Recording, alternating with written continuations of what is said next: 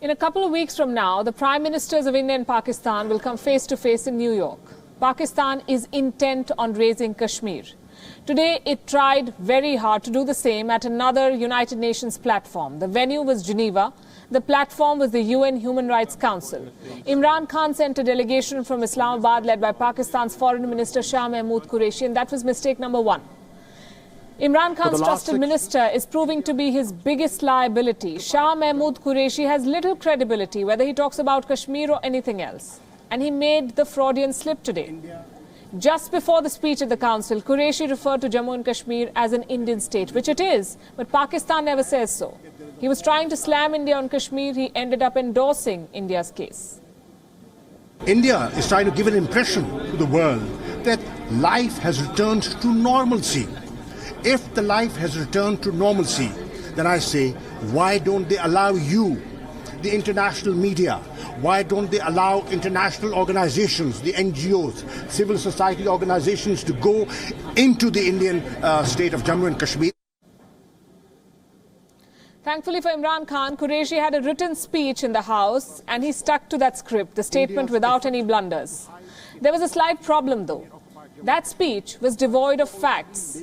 Shah Mahmood Qureshi made unsubstantiated claims. He based his arguments on propaganda. He unleashed yet another round of hate-filled rhetoric to make a case for a United Nations probe on Kashmir. While the Security Council is seized of peace and security dimensions of the Jammu and Kashmir dispute, the Human Rights Council must pay far greater and immediate attention to the human rights of the people of the Indian-occupied Jammu and Kashmir.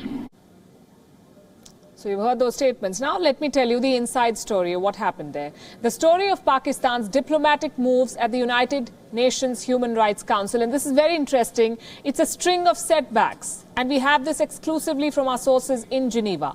Pakistan tried multiple tricks there. First, they sought a special session on Kashmir. They failed.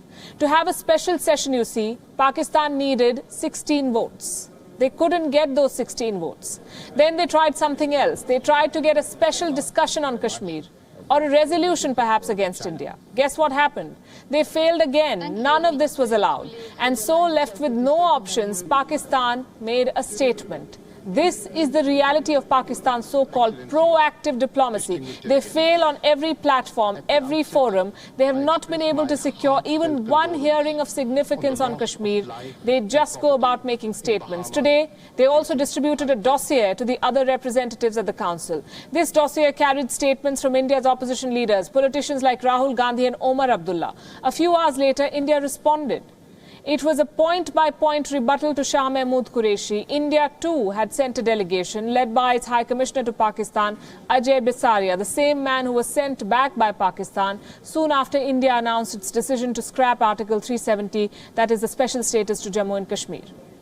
Now, the one who made the statement today was Vijaya Thakur Singh, Secretary for East at the Ministry of External Affairs. It was a brief but scathing attack on Pakistan. First, she said that India's decision on Kashmir is an internal matter and backed by the Parliament of India.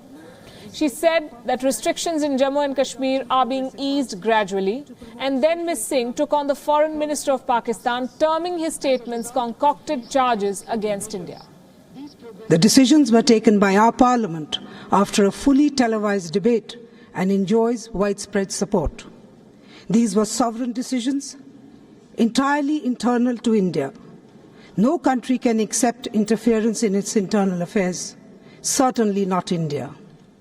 Despite challenging circumstances, Jammu and Kashmir civil administration is ensuring basic services, essential supplies, mobility and connectivity. Democratic processes have been initiated, restrictions are being eased continuously, temporary preventive measures were needed to ensure security in the face of credible threats of cross-border terrorism. One delegation here has given a running commentary with offensive rhetoric of false allegations and concocted charges against my country. The world is aware that this fabricated narrative comes from the epicenter of global terrorism, where ringleaders are sheltered for years. This country conducts cross-border terrorism as a form of alternate diplomacy.